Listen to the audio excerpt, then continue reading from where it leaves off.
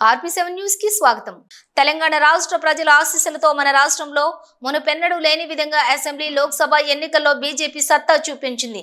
ప్రధాని నరేంద్ర మోడీ నాయకత్వాన్ని బలపరిచిన మన రాష్ట్ర నాయకులకు ఘన స్వాగతం పలుకుతూ కేంద్ర బొగ్గు మరియు గనుల శాఖ మంత్రిగా నియమితులైన గంగాపురం కిషన్ రెడ్డిని, కేంద్ర హోంశాఖ సహాయ మంత్రిగా నియమితులైన బండి సంజయ్ కుమార్ ని మరియు ఇటీవల లోక్సభకు ఎన్నికైన మన పార్లమెంటు సభ్యులను గౌరవంగా అభినందనలు తెలిపి సత్కరించిన స్థానిక శాసనసభ్యులు పవర్ రామారావు పటేల్, వారితో పాటు బీజేపీ ఎమ్మెల్యేలు, బీజేపీ నేతలు, నాయకులు, కార్యకర్తలు, అభిమానులు తదితరులు ఉన్నారు.